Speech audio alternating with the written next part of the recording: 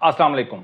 आज market 2475 point minus close हुई है और सर फहरिस्त टीपीएल 10% गिरा है, बैंक ऑफ पंजाब थोड़ा सा गिरा है, फिर टीपीएलपी गिरा है 7.5% और थोड़ा सा इसराइल वाले जो मामलात हैं वो थोड़े बहुत तंग करते रहेंगे।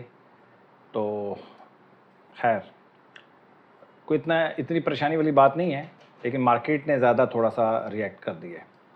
458 मिलियन का काम हुआ है आज और 445 का कल था, आज 458 का है। आज मैं एक बहुत इम्पोर्टेंट डिस्कशन करने वाला हूँ आपसे, वो है कि इन्वेस्टर्स का सबसे बड़ा मसला क्या है। इन्वेस्टर्स का सबसे बड़ा मसला ये है कि इन्वेस्टर्स को बड़ा प्रॉफिट नहीं होता। और बड़ा प्रॉफिट क्यों नहीं होता, आज क्यों बड़ा प्रॉफिट नहीं बनता, इसके ऊपर हम थोड़ी सी डिस्कशन मैं करना चाहता हूँ सबसे पहले, ताकि ज़्यादातर लोग जो हैं वो उसको सुन सकें। देखें,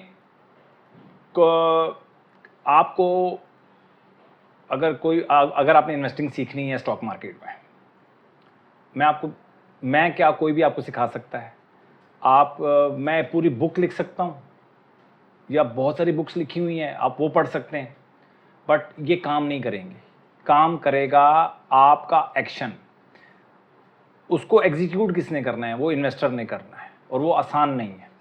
सिखाना बहुत आसान है, किताब लिखना बहुत आसान है, किताब पढ़ना भी आसान कह सकते हैं उसको, बट उस बुक के ऊपर अमल करना ये इन्वेस्टर्स ने करना होता है। और ये जो हिस्ट्री है इन्वेस्टर ने ख़ुद चेंज करनी है कि स्टॉक मार्केट में रिटेल इन्वेस्टर जो है वो नुकसान करता है। नुकसान करने की वजह वो खुद है। क्यों खुद है? कि डिसिप्लिन तो उसी ने होना है। अगर जैसे मतलब आप समझ लें कि बड़े प्रॉफिट बनने के रास्ते में आप खुद हाइल हैं, आप वो डिसिप्लिन का मुजाहरा नहीं कर पा रहे जो कि उसकी रिक्वायरमेंट है स्टॉक मार्केट की। अच्छा, अब मसले का हल क्या है? देखिए, मसले का हल ये है कि जैसे फ़र्ज़ कर लें, एक आज भी मुझे क्लाइंट है, उसको मैं समझा रहा था। तो एक क्लाइंट आया, उसने 100 रुपये की कोई चीज़ स्टॉक ली है और वो 110 रुपये का हो गया। मुझसे पूछता है कि यार मुस्तफ़ा क्या करना है? मैं कहता हूँ सर वेट कर लें, अभी तो 10% प्रॉफिट हो रहा है, 10% इज़ नथिंग। वो वेट कर लेता है और वो 110 के बाद वो 105 होता है, 105 के बाद 100 हो जाता है। वो सबसे पहले तो मेरे ऊपर वो रेड क्रॉस लगाएगा कि यार ये बंदा बिल्कुल बकवास किस्म का बंदा है, इससे आइंदा मशवरा नहीं लेना। पहली बात तो ये। उसके बाद 95 होगा, 90 होगा, वो 10 बंदों को और बताएगा कि यार मुस्तफ़ा ने मुझे बड़ा गलत मशवरा दिया है, मैं तो 110 में बेचना चाह रहा था, बट मुस्तफ़ा ने मुझे रोक दिया। अब मुझे बताएं, ये सिचुएशन जो है ये आपको डेली बेसिस के ऊपर या हर आने वाले वक्त में ये आपको पेश आएगी। भाई 100 का 110 होगा, अगर आप सेल कर देंगे तो फिर 120 का होता है, 130 का, 150 का, 200 पे कौन बेचेगा? आपके पास तो है नहीं, वो तो कोई और बेचेगा। तो बहुत ज़्यादा एक्टिव रहना स्टॉक मार्केट में भी आपके लिए अच्छा नहीं है, आपके पोर्टफोलियो के लिए अच्छा नहीं है। आप बहुत ज़्यादा एक्टिव नहीं रह सकते इसके अंदर। स्मार्टनेस में और एक्टिव होने में ज़मीन आसमान का फ़र्क है। तो आपने एक्टिव नहीं रहना, स्मार्ट रहना है, नज़र रखनी है, बट एक्टिव नहीं रहना। इसके लिए स्टॉक मार्केट के लिए आप बहुत ज़्यादा एक्टिव रहेंगे, आपके लिए प्रॉब्लम बनेगा। इसीलिए जो शॉर्ट टर्म इन्वेस्टर्स हैं वो सबसे ज़्यादा लॉस करते हैं स्टॉक मार्केट में, क्योंकि वो सबसे ज़्यादा एक्टिव होते हैं। जो सबसे ज़्यादा एक्टिव है वो सबसे बड़ा नुकसान कर रहा है। तो इसका क्या मतलब है कि आपने एक्टिव नहीं रहना, आपने डिसिप्लिन रहना है। एक्टिव रहने में और डिसिप्लिन होने में ज़मीन आसमान का फ़र्क है। तो कहीं ना कहीं अगर आपको बड़े प्रॉफिट उठाने हैं तो ये जो छोटे प्रॉफिट का जो एक फंसा हुआ है ना आपके अंदर, एक चस्का और एक जो मज़ा है, एक थ्रिल है स्टॉक मार्केट में काम करने का, वो छोटे प्रॉफिट्स के अंदर ही है। इसको आपको स्किप करना पड़ेगा, इनको छोड़ना पड़ेगा। ये सबसे मुश्किल काम है, ये मेरे लिए भी बहुत मुश्किल काम है। मैं बता रहा हूँ आपको, लेक्चर देना बहुत आसान है, आपको बताना बहुत आसान है, इसके ऊपर बुक लिखना बहुत आसान है, बट जो आपने काम करना है ना वो वाकई में मुश्किल है। आप ऐसा ना समझें कि आपके अंदर कोई मसला है, वो मुश्किल काम है। हाँ, लेकिन अगर आप इसके ऊपर काम करेंगे, इसके ऊपर ओवरकम करने की कोशिश करेंगे, वो आप एग्जीक्यूट कर लेंगे। लेकिन सबसे पहले सोच आने वाली सबसे पहले सोच आएगी कि यार ये मैंने काम करना है, तब वो काम होगा। लकीली कोई स्टॉक लिया, लेके आप भूल गए, तो चलें ठीक है, उस पर आपको प्रॉफिट हो गया। जिस तरह आप लॉस में, कुछ लोग होते हैं वो लॉस में भी रख के भूल जाते हैं, इसी तरह कुछ लोग प्रॉफिट में भी रख के भूल जाते हैं। वो प्रॉफिट होके वापस 200% प्रॉफिट हो रहा है, वापस आके दोबारा वहीं पे खड़ा हो जाता है, उन्होंने फिर भी सेल नहीं करना होता, वो एक अलग इशू है। तो प्रॉपर आपको एक सेलिंग का प्लान लिखना पड़ेगा कि भाई इन सिचुएशन में मैंने सेलिंग करनी है, आपको छोटे छोटे प्रॉफिट छोड़ने पड़ेंगे। जैसे फ़र्ज़ कर लें आप 6% पे आप कोई चीज़ बाय करते हैं, आप कहते हैं यार 6% में मैं सेल कर दूंगा, ओके। अब अगर आपको 6% प्रॉफिट होता है तो आप बोलते हो कि यार मैं पार पे सेल कर दूंगा, ये भी ओके, समझ में आती है कि बात, चलो 6% प्रॉफिट हो गया, अब मैं उसको नुकसान में नहीं जाने दूंगा। बट जब ऊपर जाएगा ना स्टॉक 10% पे जाएगा, फिर आप बोलते हो यार 10% पे जाएगा ना, अभी भी मैं पार पे बेचूंगा, अभी भी मुझे प्रॉफिट नहीं चाहिए। जब स्टॉक 20% प्रॉफिट देने लगे ना आपको, तब आप बोलो कि मैं 5% पे इसको लॉक करूंगा नीचे प्रॉफिट अपना। इसी तरह स्टॉक 30% पे जाए तो आप बोलो मैं 10% प्रॉफिट लूंगा। एक लंबा गैप करंट प्राइस में और आपके स्टॉप लॉस का जो रेट है, उसके रेट में काफी ज्यादा फर्क होगा, तब आप एक लंबा प्रॉफिट बना सकेंगे। अदरवाइज तो पॉसिबल ही नहीं है कि आप बड़ा प्रॉफिट बना सकें। बात समझ रहे हैं? ये तो हो गया स्टॉप लॉस की कहानी। और अगर आप अनलिमिटेड लॉस के साथ जाते हैं, फिर भी कहीं ना कहीं तो आपको अपने ट्रेलिंग करनी है, अपने प्रॉफिट की ट्रेलिंग करनी है। आप समझ लें, स्टॉप लॉस की नहीं भी आप करें, अपने प्रॉफिट की तो ट्रेलिंग करनी है। कि अगर आपको 200% प्रॉफिट हो जाता है तो कहीं तो उसको बुक करेंगे आप 150% पे, 125% पे, 100% पे। कहीं ना, ये थोड़ी है कि 200% प्रॉफिट हो जाए उसके बाद वो दोबारा पार वैल्यू पे आके खड़ा हो जाए। मैं आपको रिपोर्ट दिखाऊंगा अगले वीक में इंशाल्लाह, तो आपको पता चल जाएगा कि कितने कितने परसेंट स्टॉक गिर गए हैं। 50%, 60% तो नॉर्मल स्टॉक गिरा है जंग के बाद। तो 200 वाला स्टॉक तो वैसे 100 रुपये हो गया, 70-80% भी, 70-80 रुपये भी हुआ है स्टॉक। आपको फिर क्या फायदा हुआ 200 रुपये तक का जाने का? तो कहीं ना कहीं प्रॉफिट को ट्रेल भी करना है, लॉस से भी बचना है।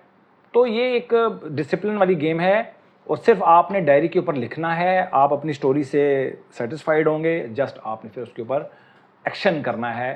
फैसले नहीं करने आपने डेली बेसिस के ऊपर, एक दफ़ा फैसला करना है बस, वो आपने स्ट्रिक्ट उसको फॉलो करना है सिर्फ। तब ये आपके लिए स्टॉक मार्केट का जर्नी आसान रहेगा।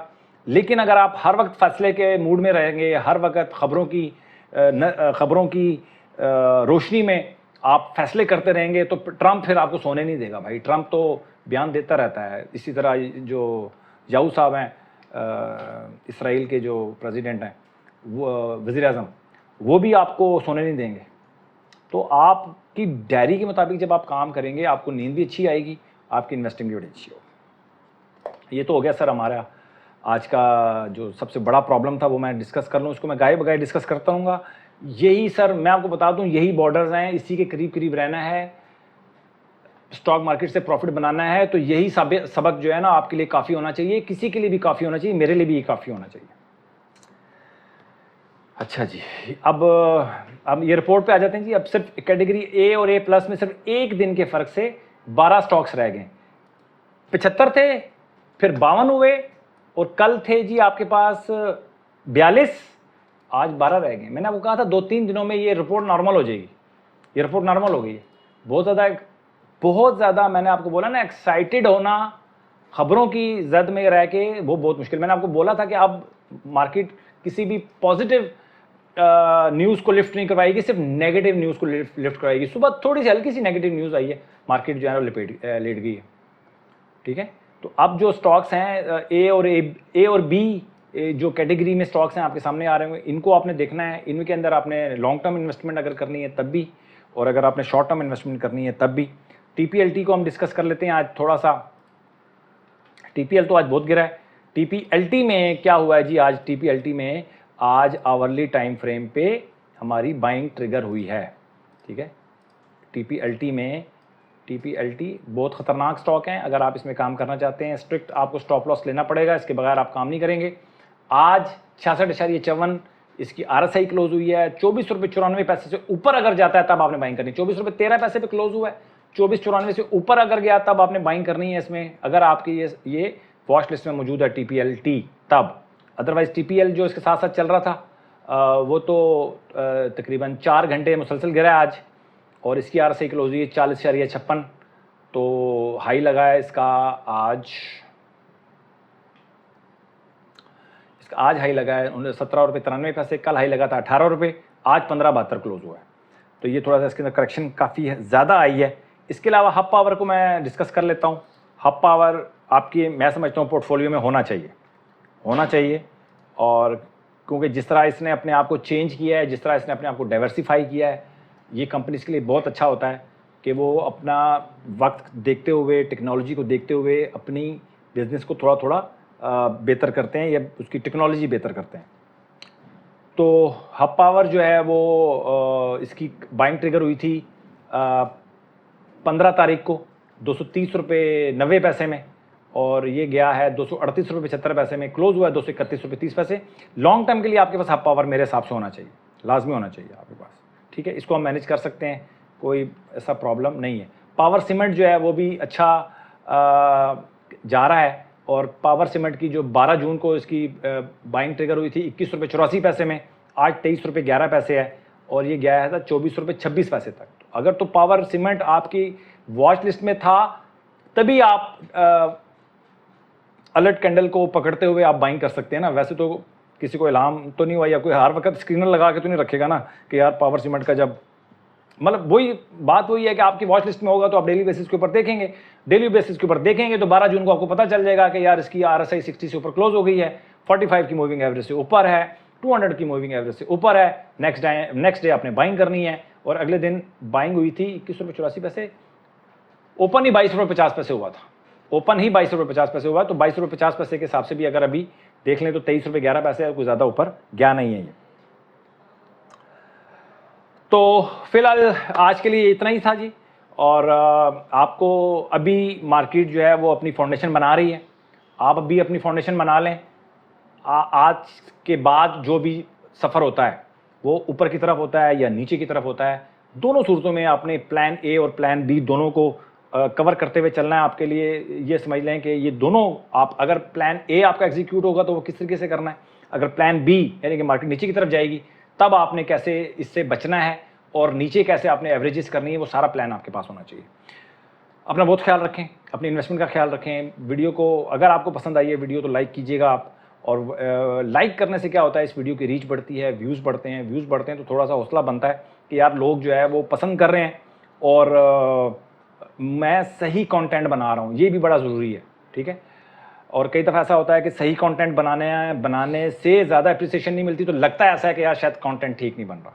तो अगर आपको अच्छा लगता है तो लाजमी इसको लाइक कीजिएगा, और कमेंट्स लाजमी करें। कमेंट आप करेंगे ना, आज जो टेक्निकल अच्छे कमेंट्स करें, और मैं कोशिश करूंगा कि पिछले एक हफ्ते में जितने भी कमेंट्स आए इनमें से मैं जो अच्छे कमेंट्स हैं उनका मैं जवाब दूं इंशाल्लाह। मंडे को या ट्यूसडे को इंशाल्लाह एक वीडियो बनेगी सवालों के जवाब, वो बड़े ज़रूरी होते हैं, नए आने वालों के लिए सीखने का मौका उसमें मिल जाता है। अपना बहुत ख्याल रखें, थैंक यू वेरी मच।